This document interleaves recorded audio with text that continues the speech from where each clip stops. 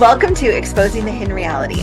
I'm Annette, career reinvention coach and caffeine-powered human. And I'm Sandra, women's life and leadership coach. I bring the woo to our conversations. And this is the podcast where we call out all the unspoken stuff, biases, outdated expectations, and all the things women navigate in work and in life. Yes.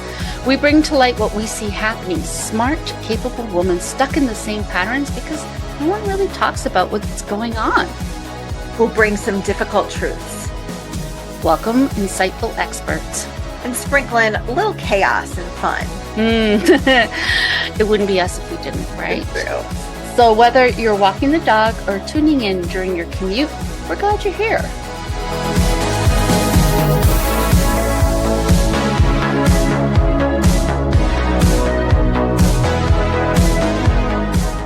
Let's do this. Let's do this. You want to do the let's do this together? Like 3, 2, 1, let's do this. All right, 3, 2, 1. Let's do this. Hey, good morning, everybody. Sandra and I are so happy that you joined us this morning because we have a really big powerhouse of a woman, Shelly Cannon, joining us this morning. And Shelly, I feel like I want to tell everybody what I already know about you, but how about if I just turn it over to you and let you give us the introduction because nobody knows you better than you do. Okay, sounds good. Thank you guys for having me. I'm very excited to be here. Okay, so what am I? I am an entrepreneur. I'm running 4 businesses right now, and I am a personal trainer, a life coach. I do real estate.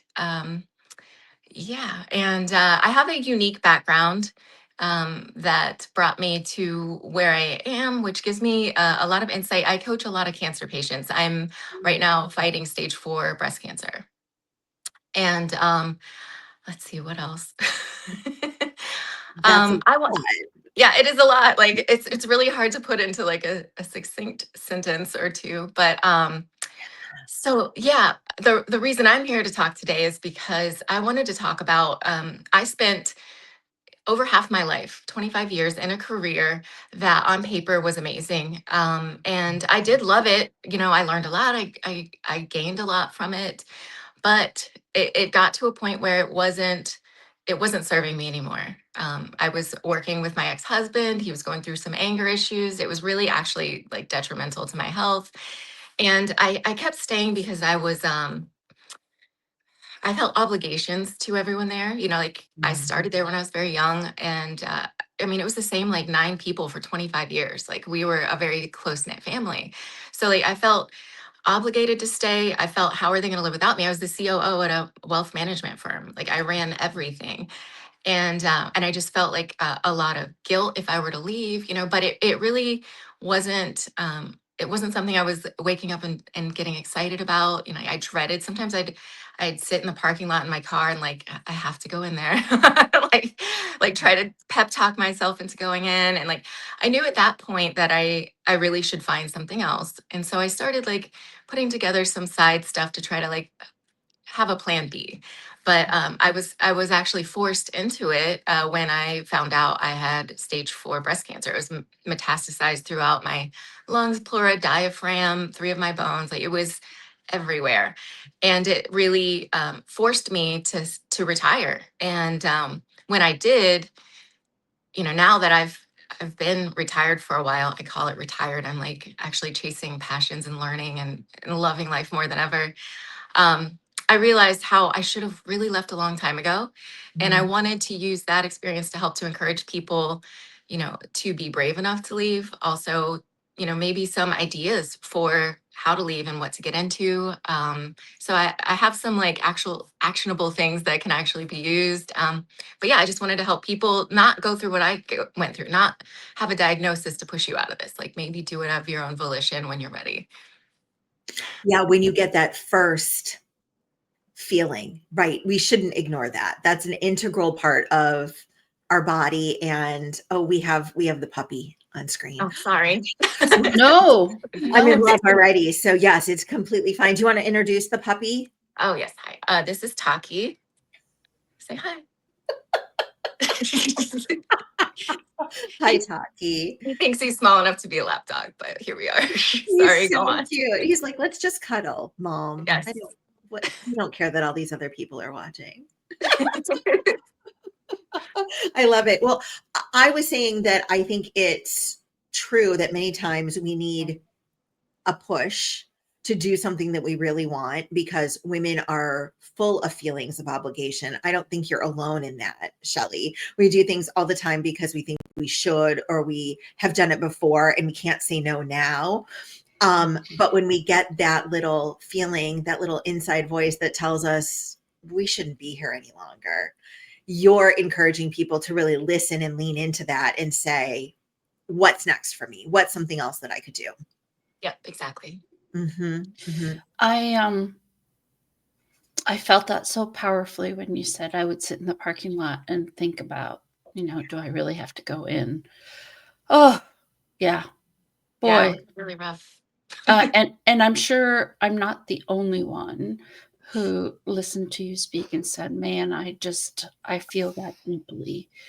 And I can say from my own experience, there's a lot of pressure to stay, not just because of obligation. Well, finances. Exactly. It feels safe. Career-wise, speak about that for a little bit. Yeah, so that was another thing. I had gotten other job offers, considered a lot, but I started as a teenager at this firm and built my way up to partner, and there was no way I was going to make that amount of money somewhere else. Like nothing that they could offer even came close. So what I ended up having to do was multiple side jobs to try to really get me to a place where I'd feel comfortable stepping away. And then also, cutting expenses that really don't matter until I got, into a rhythm and got an income flowing in that made sense. So like I haven't had my nails done in years. I don't have any desire to, I don't need to. And now I can even justify it because it's a toxic load and I'm supposed to omit that right now, whatever. But if people really add that up, I mean, that is a lot of money per month that's just going to something that doesn't really matter, and I get wanting to look good and put together, and that's part of feeling good about yourself. I totally get that. For me though, my nails really have nothing to do with that. Like I can make up for it elsewhere, whatever. It was just an expense and a time suck that really didn't make a lot of sense to me. So stuff like that, like to omit some things that really were more of a drag than anything. Mm. Yeah. Yeah. So reprioritizing what you need, what you want, what's next. Working with people on their careers every day of my career, I also tell people to get a list of what you want, right? So when you're thinking about a new job, we always think money's on the top of that list, right? Oh, I need to have this level of compensation. I can't take a step back. I can't do this. But let's talk about what you want. So is $10,000 more important than being able to actually decompress during the weekend and not work all the time? Is a 40-hour week worth $10,000 less than a 60-hour week? So getting really clear on what you're doing now and what you don't want and what you want next can really help you decide, okay, having my nails done is a non-negotiable for me, or it's not. Put it in its proper place and then make decisions based on that instead of based on a lack or a feeling of lack, and make it more based out of abundance. Like, this is what I want, so I'm going to go after it. And it sounds like that's exactly what you did. Mm-hmm. Yeah. And I think part of what really pushed me into new avenues and whatever is that I've always had this passion for learning. I have a list on my board of like 15 different courses I'm enrolled in. And I'm always just dropping in and learning and coming back out. It's like, and that I wasn't getting a lot of learning in at my firm. I'd been there for 25 years. It was just like I was on autopilot. It wasn't lighting me up anymore, and then you add in all like some of the social stuff from the ex being angry. And it was just like, this is just not the place for me. So I went into some things that I had no idea about. I actually started with things that I was passionate about. So I've always been a power lifter. Well, I was always been an athlete. I was a bodybuilder, then a power lifter, a personal trainer.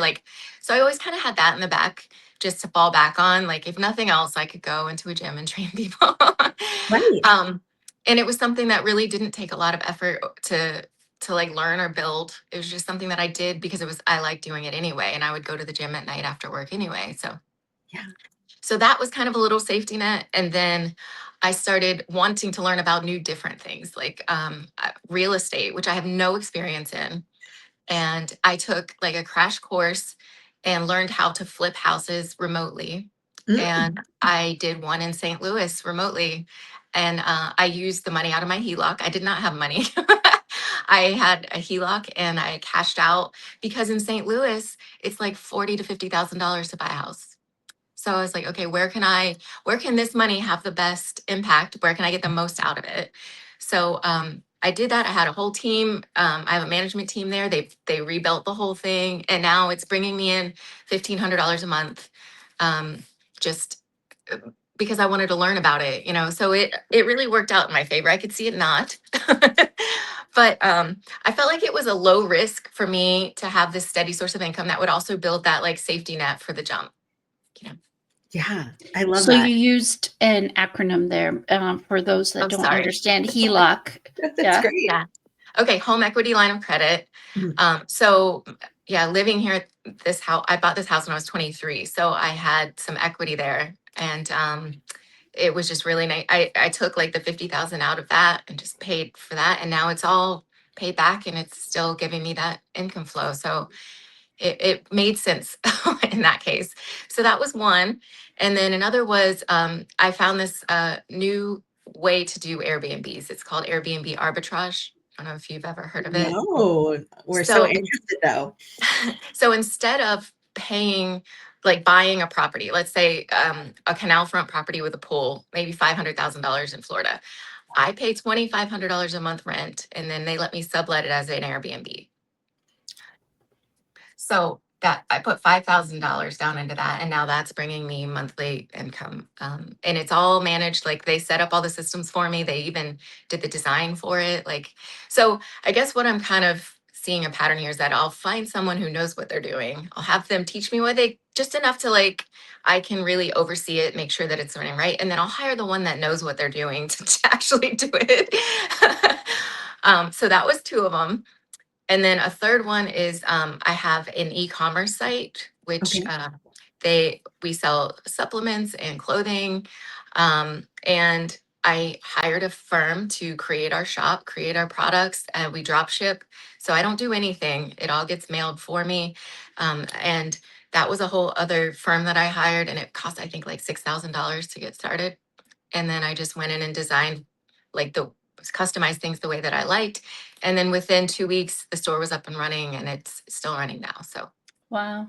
I low love overhead, just like you get to be creative, you get to like design things you want. It's been, that one's gone really well.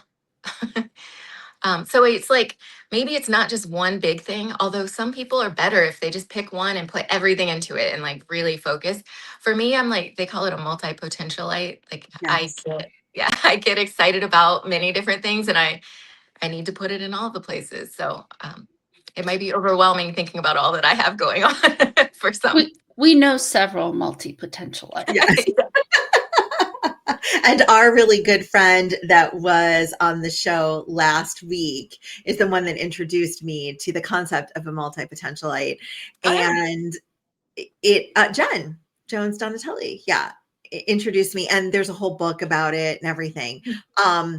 But I'm the question that's going on while you're talking, and I'm like super impressed and wanting to be you all day long, Shelly, is what if I fail? What if it goes bad? Oh, I'm imagining the disaster scenarios in my mind, not because I don't think I'm capable, but because I don't know everything that you're talking about. I'm thinking about all the different spots that are going to be really difficult. What would you tell other women that have that same track going on in their inner critic?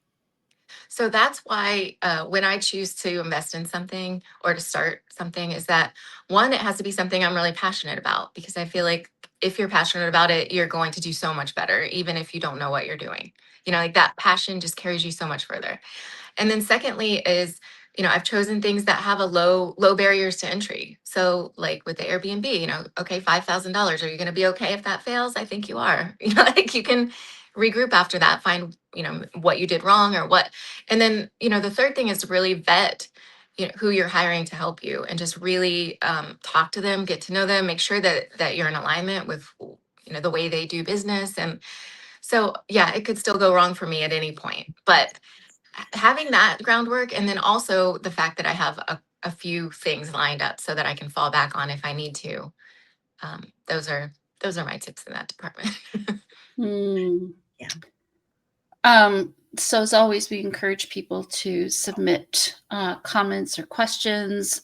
If you're listening and joining us now, say hello. And if you're watching on the replay, we are still listening. So send us comments or questions. And Shelly, I think one of the things that I was hoping we could touch on is the idea that, okay, yeah, I feel miserable, but better this than, the unknown. Right.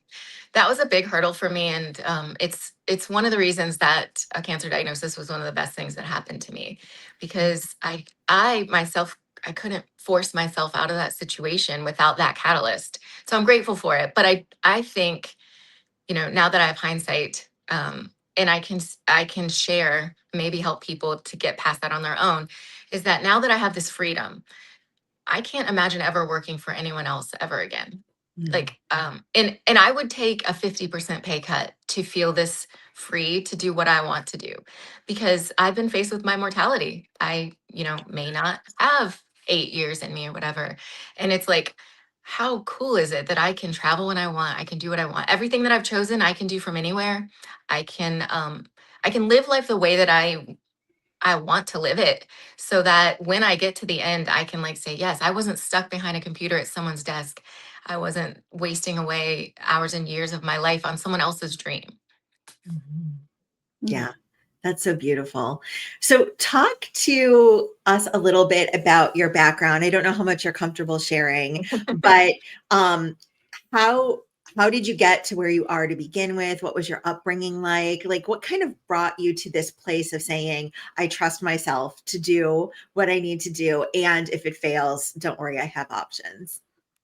Okay, I do have a very unique background. So I was where to begin?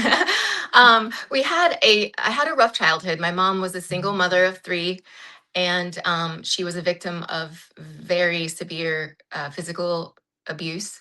And my mother and I escaped when I was a baby. I was like 3 or 4, and we hitchhiked all the way from South Carolina to Florida, eating berries and nuts on the way to survive, to get away from this maniac ex-husband of hers. And then she ended up having 2 more children, and their father was also not good. And so she had PTSD, very severe, which led to addiction.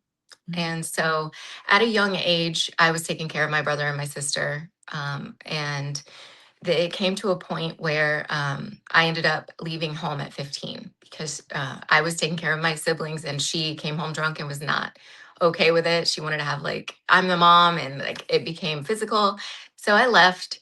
And not long after, my sister got pregnant. She was 12 when she got pregnant. Goodness. And so the state took away my brother and sister and put them in foster homes. So I got my stuff together, and so that when I turned 18, I could adopt them and get them out of foster care. So I ended up raising them, and then while going to school and working 4 jobs. So I think, although that was a tragic background, it also taught me survival, and I'll do what it takes. I have this little bit of safety net inside, because I know how to survive being poor. I mean, I was homeless.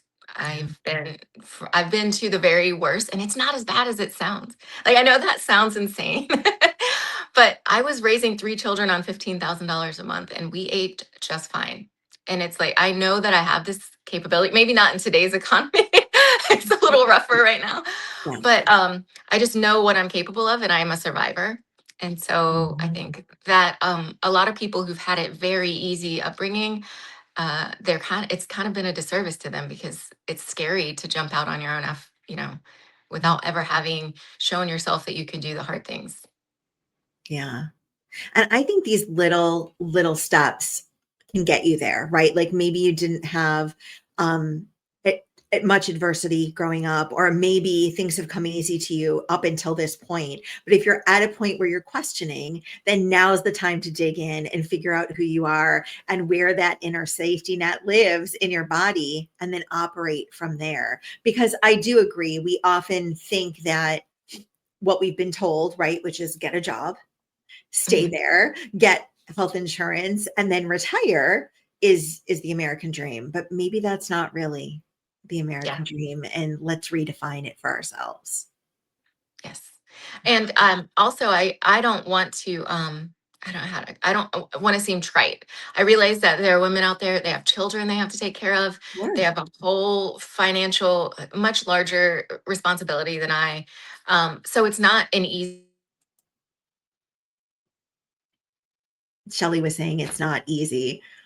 We'll wait for her connection to bring her back up.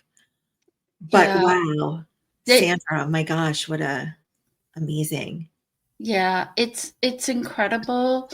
Um, and what I really appreciate about Shelley's story is one, a true sense of commitment and responsibility, but also an understanding and appreciation of um, I had choices and I made choices. And as a result of those choices, I've learned and grown.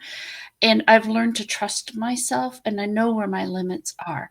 And there's not any kind of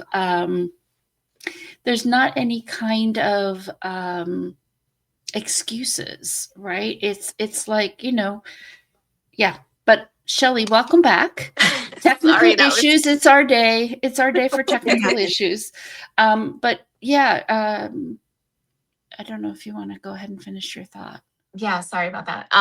So I know that I don't want to make it seem oversimplified. I don't want it to seem like it's easy. It will be probably one of the hardest things that anyone does because that is your whole, your career is what puts food on the table. And to it's a scary thought to endanger that or to jump off into nowhere. And that's why I'm encouraging people to like look into while you have this job, like consider it now your investment partner. It is helping you to like set up whatever it is that you really want to do. And so like learn what you can from it, get what education you can, put savings away while you can, and then just use it as a resource to help you set up what you really want. And it may not be fast and it will be scary, but it is so worth it. I think one of the things that's important in what you've been talking about, Shelley, is um, you know trauma is a really real thing that affects many individuals, not just the person that's in the situation, but Yeah. everybody around it. And then it continues to impact you as you live your life. And that is a whole topic all on its own. There's also the issue of, you know, um, uh, economics, right? We are having to make choices that impact not just ourselves but those that depend on us, and that it also involves risk. It involves risk to stay. It also involves risk to leave. Um, but I think the thing that's getting lost sometimes, I know for myself, it was definitely lost when I was going through this, is um, it's not about having it tomorrow. Mhm. Sometimes, right, there are stepping stones that you can take that are moving you in the direction. I know myself, I just wanted to leave and find something that would pay me what I was earning and that I felt happy about or happier about. Um, but there are steps that you can take that move you in that direction to it. You can have a long view of it rather than tomorrow. Mhm. Yeah. Yeah. And every little challenge, it's kind of like with my background in powerlifting, I think also helped because if you fail, you just get up and do it again. And you start to have this identity shift that I'm someone who does hard things and enjoys it. And like that I get stronger from it. I learn from it, even if you fail. And it's something that just takes reps. And if you don't push yourself into that direction, you'll never get those reps. Mm, such good advice. I think that that is how confidence is built. It's these little tiny steps. It's not the lack of failure, but it's the willingness to try again and go for it again and repeat it, even though you're not sure you're doing it right, until you're like, okay, this feels right. This is the version that I like for myself. And this is the piece I can take going forward. Yeah. And the times when I do fail, like in business ventures or whatever, to me, that's as if I were paying for education. That was me putting money into my college fund because this is something I learned that I would never have learned in school. So like I just chalk that up to education and then move on. Don't beat myself up about it. Yeah. And we're in this time where information is so readily available, right? You Mhm. can throw on YouTube or do a great Google search, use an AI large language model to help you learn something that you don't know anything about. Exactly. And that's all that I did. I just, so much AI putting me into different directions and like, okay, what's the best firm that I can work with to do XYZ? Even recently, like I'm working on a whole new development because of my cancer journey. I actually had a very interesting development through it. Like, so in 2022 was when I got my stage 4 diagnosis. I went through a holistic and allopathic treatment together, integrative, and within 3 months, completely gone, everything. And it was miraculous, really. And so every day I have people calling me for advice and like, I have cancer. What was your diet like? What was this like? Whatever. So like, I just volunteer to help because I really am passionate about helping people through something that's so terrifying. But it's funny, it lent me to, I love supplements and peptides and all the natural things that you can do that aren't like drugs or Right. surgeries or whatever.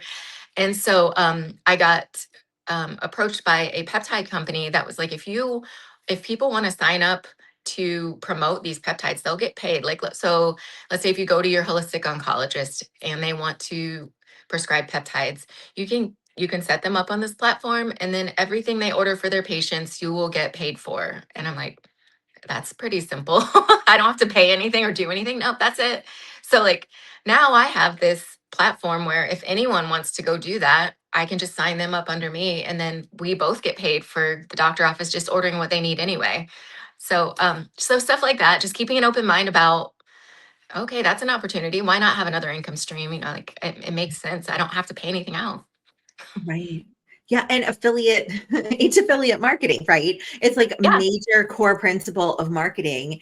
Um, and it's more common now than ever before. And people come to you as an expert because you had this experience, you openly talk about it, and then it just gives you an opportunity to help them get what they need Yeah. by just referral because you're already a trusted source of information. hmm Yeah. I love that. And I love that you're just thinking outside of the box. And so do you take every call? Are you like the yes person that always answers the phone, Shelly, and like talks with people about it? Yeah. Yeah. I've Yeah. spent a good amount of time talking people through when you get that call that you've been diagnosed, it is really traumatic. And so I'm actually certified as a life coach. Thankfully, I got that somewhere along the line of learning. So it's nice to just make a little bit of an impact, even if it's just helping carry them through that initial part where they're processing and adjusting to this huge news. Even if Yes. I can't, like, I actually have this whole bunch of doctors that are amazing that I can push them to, like I have meal plans and all this stuff that I can help them with, including like cancer friendly workouts because, your diet has to change if you have tumors and you can't be going crazy training because now, it's just, there's a whole science to all of it. And I kind of just fell into it. And the desire to help people is what pushes that one along. That's beautiful. Mm. So it sounds like I have a very busy day, I'm sure. But the cool thing about most of these is they're on autopilot, like So what takes up the most of my time probably is just talking to people who just got diagnosed. That's probably most of it, which I can do from anywhere, thankfully. Yes. So for people who are battling a diagnosis, or who are facing a diagnosis, not battling, but facing, what would you suggest? Where would they start? I would start with really evaluating the oncologist that you've been placed with randomly. You know, like, is this the doctor for you? You really have to build a team around you that you trust, that you know uh, is very invested in your health. Because I had to go through a couple at first that just weren't a good fit for me. And it wasn't even necessarily that they didn't know what they were doing. It's more of their outlook. Like the first oncologist told me, um, so basically, we're going to just try different drugs. The cancer will find the way around it until you eventually die. Oh I'm my like, God. all right, well, you're not the doctor for me. Wow. So I went to the next one, and he's like, oh, we're going to treat this like diabetes. You know, we're just going to keep medicating you, keep you in your good zone, keep you feeling good. You know, we'll switch it up if we need to, but you have a lot of life ahead of you. I'm like, you're my guy. You know, like, so it's not necessarily even if they are know what they're doing as much. I mean, because I'm sure they all have this baseline of knowledge that's important, but are they compatible with your outlook and the way that you want to handle it? Like for me, it was a challenge that I was excited to take on. And I know that sounds insane, but I was like, I really want to fight this well and show, like, learn and see how I can help other people fight it well. And he was right there with me on it. And he was willing to work with my holistic oncologist, which is super important because most oncologists are just like, no, if you're doing anything else besides this, I don't want to work with you. So I'd say the first step is just building a really good team that'll work together. Yeah. And I'm curious, thoughts around well-meaning, well-intentioned friends, family. Mm. Yeah. Is that the question, Sandra? Yeah. I know Shelly's laughing, so I know she knows exactly what I'm talking about. Yeah. So are you asking how to deal with them or okay, yeah. It's Or funny. not even just how to deal with them, but they come out of the woodwork, right? And It's funny. They either come out of the woodwork or they disappear like completely. You're like, oh, I thought we were really close, but they can't go near it because it terrifies them, you know. So yeah, you never know how someone's going to react. And the ones that are like the closest sometimes react the worst because it's hitting them harder.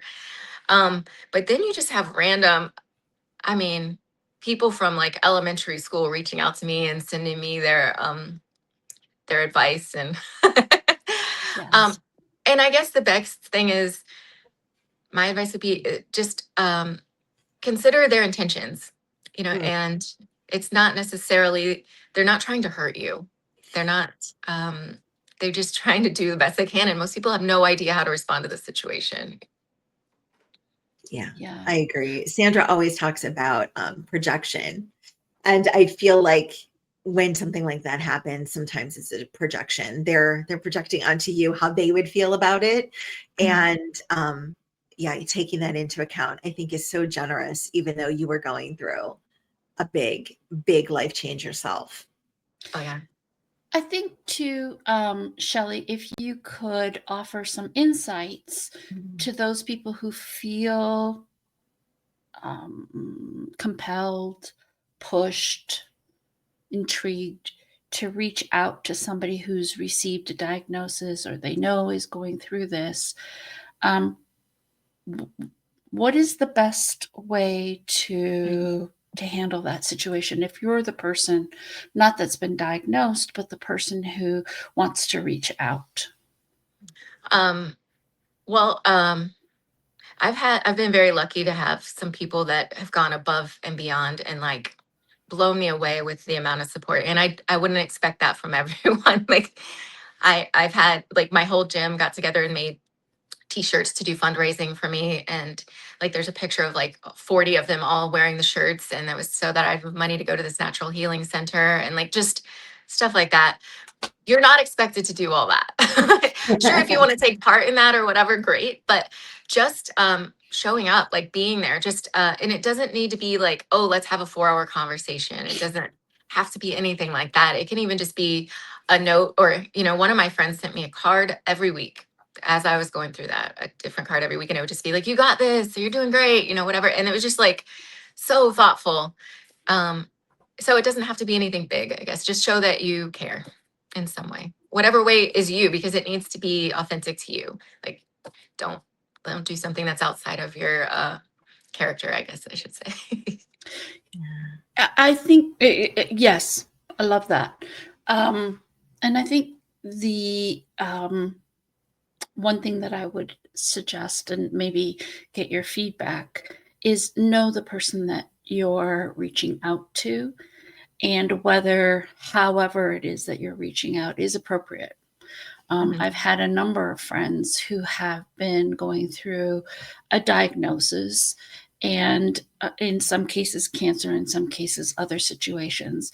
And, they'll get randomly stopped and asked questions or given advice, or even put in a situation where they're trying to get on with their life or move in a different direction.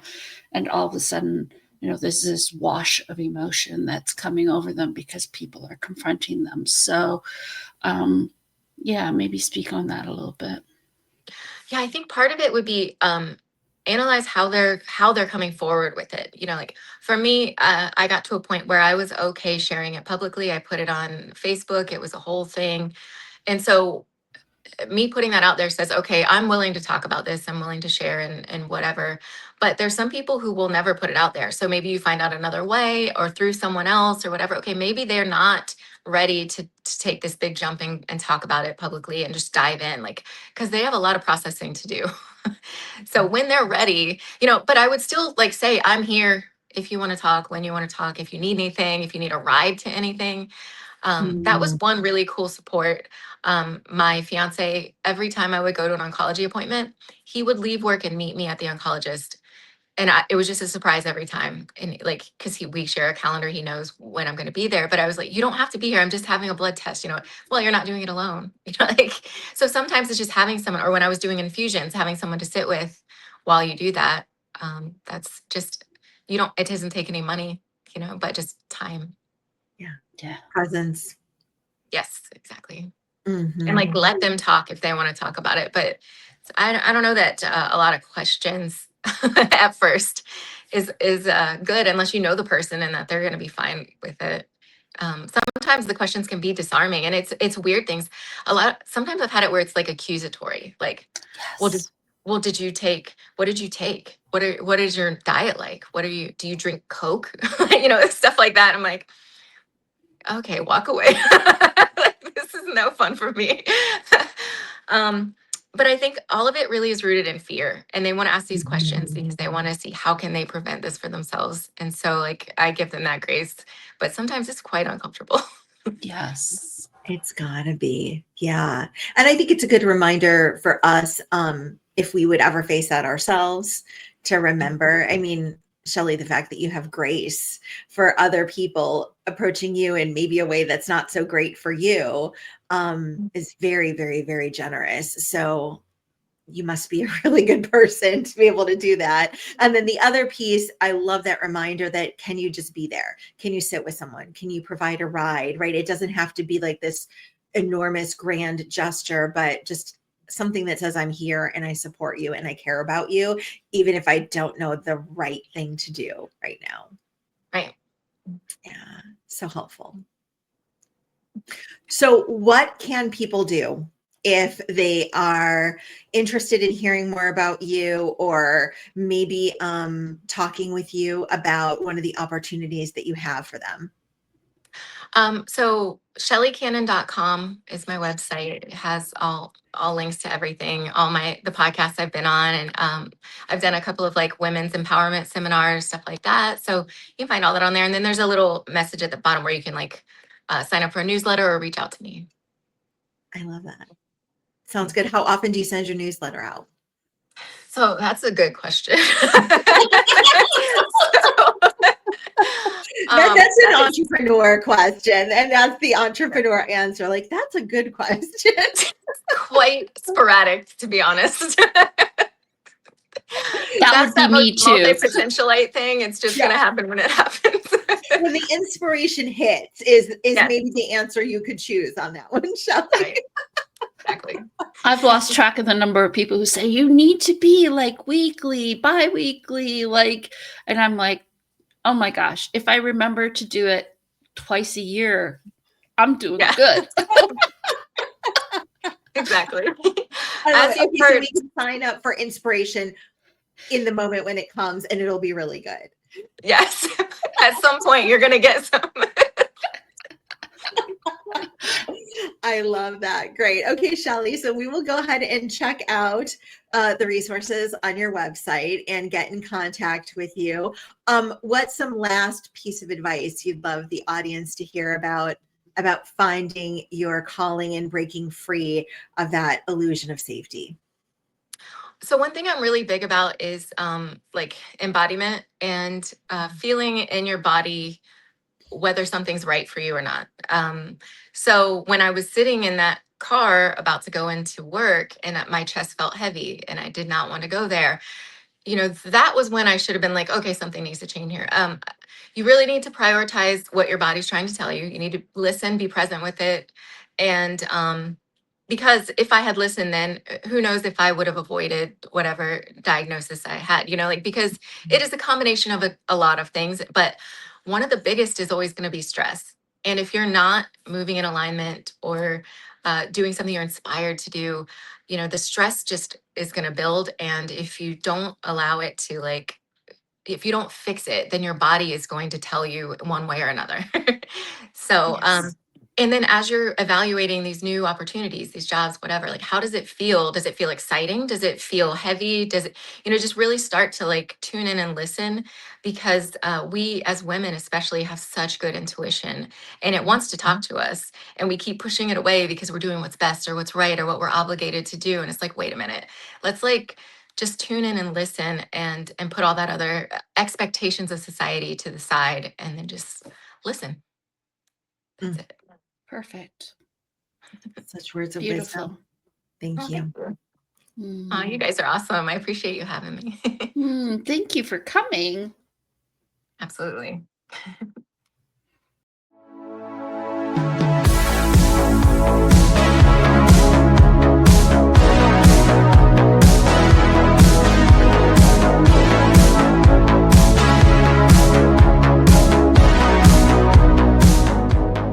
That's a wrap on this episode of Exposing the Hidden Reality. If something hit home or made you snort laugh, tell us. Seriously, we love hearing from you. Message us, tag us, or send us coffee. We love coffee. And hey, leave a review. It helps more women find us and boosts our egos. Which are fragile, suspiciously fragile. True. All right, until next time, keep questioning, keep growing, and if all else fails, Blame the dog. See you next time. Wait, did we stop recording? No, we're still here. You have to push the red button. Red button. Cool. Just eternal podcast. Bye. Bye.